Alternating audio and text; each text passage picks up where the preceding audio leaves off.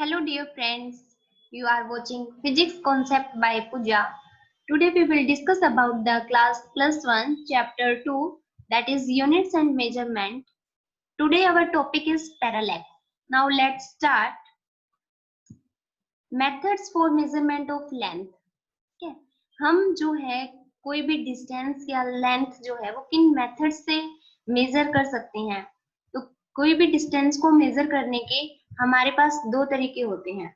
एक तो हमारे पास होता है डायरेक्ट मेथड और दूसरा होता है इनडायरेक्ट मेथड।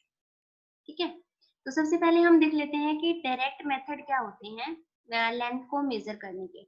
तो सबसे पहले हमारे पास मीटर स्केल, ये तो हम यूज ही करते हैं जनरली। मीटर स्केल जो हमारे पास होता है कितने सेंटीमीटर का होता है, ये 15 सेंटीमीटर का होता है। ठीक है, तो इससे हम क्या है लेंथ मेजर करते हैं। इस स्केल का लिस्ट काउंट कितना होता है 0.1 सेंटीमीटर, या मिलीमीटर में कहें तो 1 मिलीमीटर। अब लिस्ट काउंट क्या होता है, अगर मैं इस स्केल के एक यहाँ पर डिविजन्स प्लॉट करूं 1 2 3 4 एंड 5 6 7 8 9 एंड 10, तो ये कितना हो गया 1 सेंटीमीटर। ठीक है, तो इस स्केल की जो 1 डिवीजन है वो किसके इक्वल होगी, 0.1 सेंटीमीटर की होगी, इक्वल होगी। इसका मतलब ये जो स्केल है ये कम से कम कितना मेजर कर सकता है 0.1 सेंटीमीटर। इसी को कहते हैं मीटर स्केल का लिस्ट काउंट, कि कम से कम कोई भी इंस्ट्रूमेंट कितना मेजर कर सकता है, उसी को उस इंस्ट्रूमेंट का हम बोलते हैं कि वो उसका क्या है लिस्ट काउंट है। ठीक है, एक तो हम मीटर स्केल से मेजर कर सकते हैं लेंथ को। सेकेंड इंस्ट्रूमेंट हमारे पास वर्नियर कैलिपर, ये भी किसी भी ऑब्जेक्ट का लेंथ या फिर डायमीटर मेजर करने के काम आता है वर्नियर कैलिपर।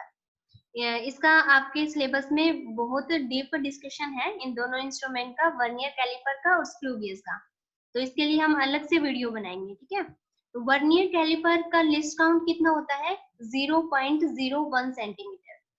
यहाँ पर देखो, अगर डेसिमल के बाद अगर हमें एक प्लेस तक एक्यूरेट वैल्यू चाहिए तो हम मीटर स्केल से इजिली निकाल सकते हैं, लेकिन अगर हमें 0.11 अगर मेजर करना है तो वो हमें मीटर स्केल नहीं दे पाएगा, क्योंकि 0.1 के बाद डायरेक्ट क्या आएगा 0.2 आएगा। तो अगर डेसिमल के बाद हमें 2 प्लेसेस तक एक्यूरेट वैल्यू चाहिए तो हमें वर्नियर कैलिपर की हेल्प से हम मेजर कर सकते हैं। ठीक है, अगर मिलीमीटर में बात करें तो इसका लिस्ट काउंट कितना हो जाएगा 0.1 मिलीमीटर। थर्ड इंस्ट्रूमेंट है हमारे पास स्क्रू गेज, या इसी को बोलते हैं स्पीरोमीटर। तो इसका लिस्ट काउंट ये भी हमारे पास इसकी हेल्प से हम लेंथ मेजर कर सकते हैं, और इसका लिस्ट काउंट होता है 0.001 सेंटीमीटर, या फिर मिलीमीटर में बोले तो 0.01 मिलीमीटर।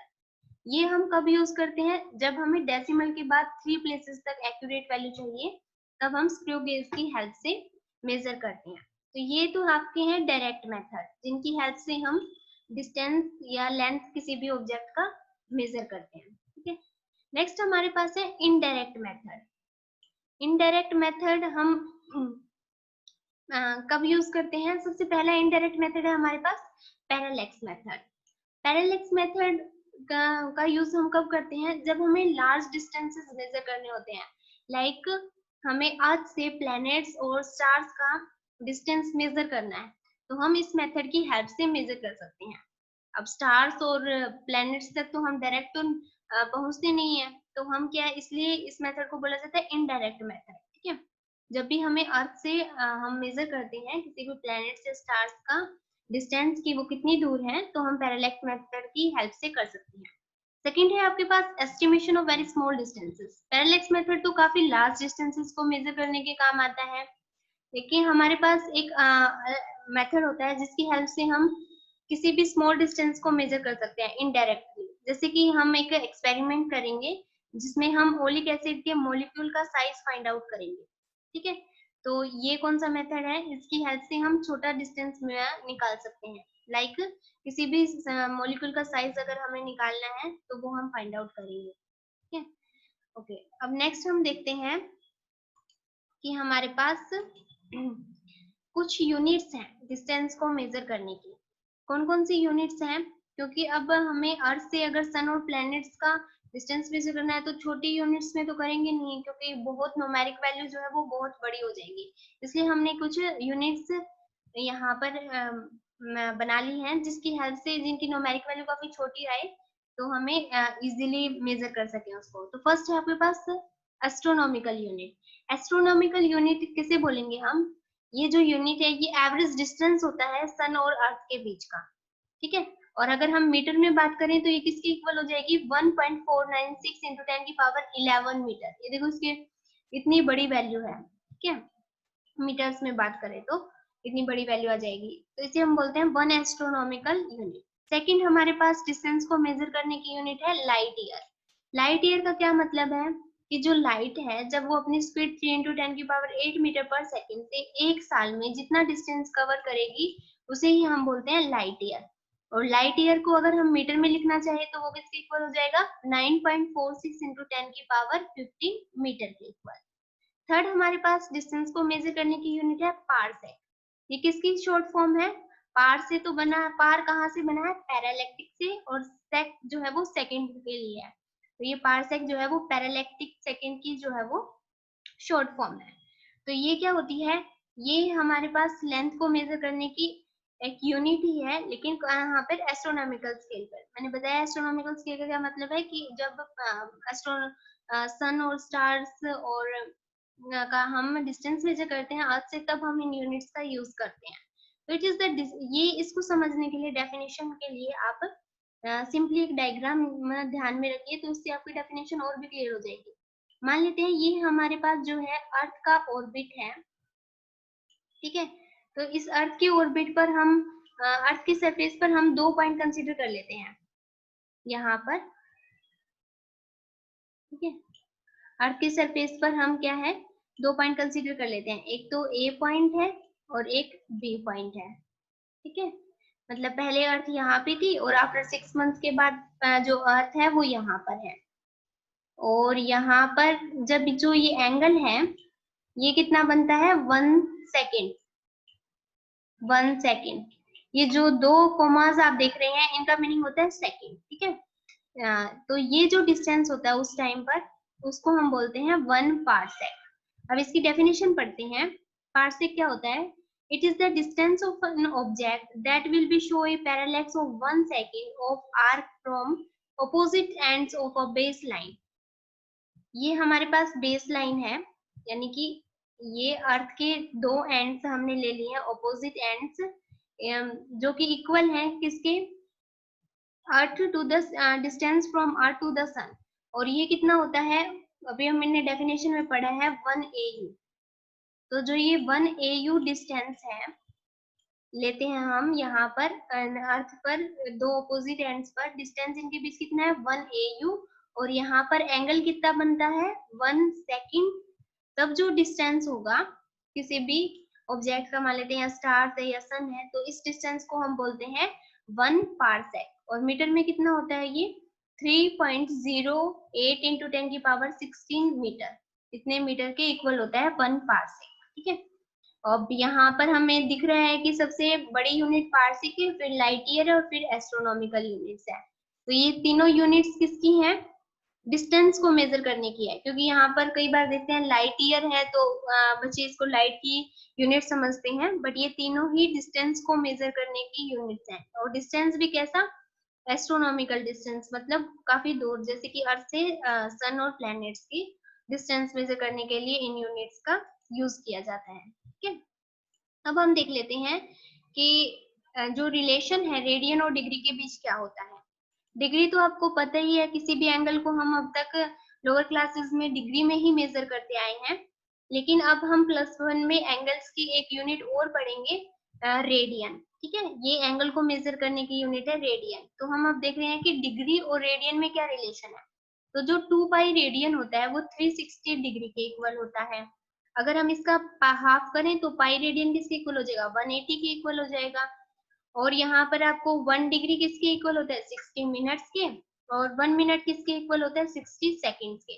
तो जो ये 1 कोमा है ये किसके इक्वल, इसको क्या बोलते हैं? मिनट। ये क्या कहलाएगा? मिनट। और जो ये 2 कोमास होते हैं ये होता है सेकेंड्स का सिंबल, ठीक है। ये क्या इसका सिंबल होता है? सेकेंड का। तो ये कुछ डाटा है जो आपको ध्यान में रखना है कि रेडियन 2 पाई रेडियन 360 डिग्री के इक्वल होता है, पाई रेडियन 180 डिग्री के इक्वल होता है, और 1 डिग्री में 60 मिनट्स होते हैं और 1 मिनट में 60 सेकेंड्स होते हैं। अब इसको हमारे पास एक क्वेश्चन है, इसे समझते हैं कि ये एनसीईआरटी बुक का इस चैप्टर का फर्स्ट क्वेश्चन ही है। इसमें हमें बताना है कि 1 डिग्री में कितने रेडियन होंगे, 1 मिनट में कितने रेडियन होंगे और 1 सेकेंड में कितने रेडियन होंगे। तो हमें पता है 2 पाई रेडियन, देखो 2 पाई रेडियन में कितने हैं, 360 डिग्री हो गए हमारे पास 2 पाई रेडियन में। तो यहाँ से देखो अगर हम इसको यहाँ पर इस 360 को यहाँ पे डिवाइड कर देते हैं तो हमारे पास क्या आ जाएगा, 2 pi by 360 is equal to 1 degree, है ना। तो यहाँ से 2 से 360 कैंसिल होगा तो ये कितना रह जाएगा, पाई बाई 180 रेडियन। और यहाँ पर जब आप पाई की वैल्यू कितनी रखोगे 3.14 और उसको डिवाइड करोगे 180 से तो आपके पास वैल्यू आ जाएगी ये 1.745 इंटू 10 की पावर -2 रेडियन। मतलब 1 डिग्री में हमारे पास कितने रेडियन है, 1 डिग्री में हमारे पास रेडियन है 1.745 इंटू 10 की पावर -2 रेडियन। ठीक है, ये तो हुई डिग्री को रेडियन में चेंज करने की बात। अब हमारे पास है कि मिनट में कितने रेडियन होते हैं। तो मिनट में कितने रेडियन होंगे, 1 डिग्री में कितने मिनट हैं, 60 मिनट हैं। तो अगर हम इसको ऐसे लिखें कि 1 डिग्री वे और इस 60 को मैंने यहाँ पर डिवाइड कर दिया, इसको लिख सकते हैं 1/60। ये किसके इक्वल रह गया, 1 मिनट के इक्वल। यहाँ से कुछ नहीं किया, मैंने इस 60 को यहाँ पे डिवाइड कर दिया और इसको लिख दिया 1 डिग्री इंटू में ये 1/60 डिवाइड होकर इधर आया इज इक्वल टू यहाँ पे क्या रह जाएगा 1 मिनट। और अभी हमने पिछले क्वेश्चन में देखा है कि 1 डिग्री में कितने रेडियन होते हैं, 1 डिग्री में हमारे रेडियन होते हैं पाई बाई 180, इतने रेडियन होते हैं। और ये डिवाइड में 60 और है तो इसको ये आ गया हमारे इंटू में 60। तो 1 मिनट में कितने रेडियन हो जाएंगे, जब आप यहाँ पर पाई की वैल्यू 3.14 रखोगे और इसको डिवाइड करोगे 180 इंटू 60 से तो आपके पास वैल्यू आएगी ये जो कि है 2.91 इंटू 10 की पावर -4 रेडियन। तो ये हमारे पास 1 मिनट में इतने रेडियन होते हैं। ठीक है, थर्ड पार्ट है इसका कि 1 सेकंड में कितने रेडियन होंगे। तो हमें पता है कि ये आपका थर्ड पार्ट है इसका कि 1 मिनट में 60 सेकंड होते हैं। ये 2 कॉमास किसको रिप्रेजेंट करते हैं, सेकंड्स को, और ये 1 कॉमा किसको रिप्रेजेंट कर रहा है, मिनट को। 1 मिनट में कितने सेकंड होते हैं, 60 सेकंड होते हैं। तो अगर हम इसको यहाँ पर 1 मिनट ही रखूं मैं इसको यहाँ पर और 60 को फिर मैं इसके डिवाइड में कर देती हूँ तो ये कितना हो जाएगा 1/60 इज इक्वल टू, ये किसके इक्वल हो गया, 1 सेकंड के इक्वल हो गया। ठीक है, तो 1 सेकंड किसके इक्वल हो गया, 1 मिनट इंटू में 1/60, ये 60 है। हमने अभी देखा था कि 1 मिनट में कितने रेडियन थे, 1 मिनट में इतने रेडियन थे, पिछले पार्ट में किया ना, पाई/60 इंटू 180 इतने रेडियन थे। अब ये डिवाइड में 60 और है तो ये 60 और हो गया। तो जब इसमें यहाँ पे वैल्यू रखोगे 3.414 पाई की वैल्यू और जब इसे डिवाइड करोगे तो हमारे पास आ जाएगा 1 सेकंड में कितने रेडियन होते हैं, 4.85 इंटू 10 की पावर इधर आएगा -6 रेडियन, 10 की पावर -6 रेडियन। तो हो सके तो ये डाटा आप याद कर लीजिए, न्यूमेरिकल में ये काफी हेल्पफुल रहता है। किसी तरह की सेकेंड्स को हम रेडियन में कन्वर्ट करते हैं तो इस पैरामीटर से जो है वो मल्टीप्लाई कर देते हैं। ठीक है, क्लियर है। तो ये आपका हमने सीखा कि डिग्री में कितने रेडियन होते हैं, 1 मिनट में कितने रेडियन होते हैं और 1 सेकंड में कितने रेडियन होते हैं। नेक्स्ट हम देखते हैं जो हमारा टॉपिक है पैरालैक्स, कि पैरालैक्स होता क्या है। तो इसको हम एक एग्जांपल की हेल्प से समझते हैं। तो यहाँ पे हम कंसीडर कर लेते हैं कि एक यहाँ पर हमारे पास एक ट्री है, ठीक है, और इस ट्री के बिल्कुल बैक साइड में यहाँ पर क्या है, एक टावर है। क्या है, टावर। क्लियर है। यहाँ पर हमारे पास रोड है और इस रोड पे कोई बंदा जो है वो बाइसाइकिल से जा रहा है। ठीक है, बाइसाइकिल से जा रहा है तो यहाँ पर इस पॉइंट को मैंने नाम दे दिया ए और कुछ टाइम के बाद वो पर्सन है जो वो यहाँ पर पहुंच जाता है बी पॉइंट पर। ठीक है, तो यहाँ पर जब इस पर्सन ने ए पॉइंट से इस पेड़ को देखा तो उसकी लाइन ऑफ साइट ये थी। तो उसको पेड़ कहाँ दिखा, अपने राइट साइड में दिखा। कहाँ दिखा, राइट साइड में, और जो टावर है उस पर्सन को टावर किस तरफ दिखाई दिया आपने, लेफ्ट साइड में। ठीक है, थोड़ी बाद वो पर्सन साइकिल पे चलते चलते यहाँ पर पहुंच जाएगा, तो इस टाइम इसको जो ट्री और टावर है सिंपल एक लाइन में नजर आएंगे, सीधी एक लाइन में नजर आएंगे ना। और थोड़ी टाइम बाद फिर वो बी पॉइंट पर आएगा, तो बी पॉइंट पर उसको क्या नजर आएगा कि जो हमारा ट्री है वो तो अब लेफ्ट में हो गया है, और जो टावर है तो वो कैसा दिखेगा, उसको राइट में दिखेगा आपने। तो जो ये प्रोसेस है इसी को पैरालैक्स बोलते हैं। ठीक है, इसी को क्या बोलते हैं, पैरालैक्स बोलते हैं। अगर हम एनसीईआरटी की बुक की बात करें तो उन्होंने इसी एग्जांपल को ऐसे समझाया है कि मान लो इस ट्री की जगह पे तो आप पेंसिल रख लो कोई, और ये टावर की जगह पे दीवार पे कोई मार्क कंसीडर कर लो। ठीक है, यहाँ पर हमारी ये लेफ्ट आई कंसीडर कर लो और ये राइट आई कंसीडर कर लो। तो जब आपको अपनी लेफ्ट आई से यहाँ पर पेंसिल क्या दिखेगी, राइट में दिखेगी, और जो मार्क है वो लेफ्ट में दिखेगा। इसी तरह से जब आप अपनी लेफ्ट आई से देखोगे, यार इसको बोल लो लेफ्ट, इसको बोल लो राइट, किसी भी तरह से देखोगे तो ये जो है पेंसिल आपको लेफ्ट में दिखेगी और जो आपका मार्क है वो राइट में दिखेगा। तो इस पूरे प्रोसेस को ही हम पैरालैक्स बोलते हैं। अगर हम इसकी टेक्निकल डेफिनेशन की बात करें तो ये क्या कहता है, it is the apparent shift. Actual में शिफ्ट नहीं होती पेंसिल की पोजीशन या ट्री की पोजीशन, एक्चुअल में नहीं शिफ्ट हो रही, बल्कि हमें ऐसा महसूस हो रहा है कि भाई ये शिफ्ट हो रही है। ऑफ एन ऑब्जेक्ट, यानी कोई भी हमने पेंसिल मान लिया, ट्री मान लिया, ऑब्जेक्ट मान लिया, विद रिस्पेक्ट टू अनदर, मतलब टावर के विद रिस्पेक्ट टू या वाल पे लगे हुए पॉइंट के विद रिस्पेक्ट टू।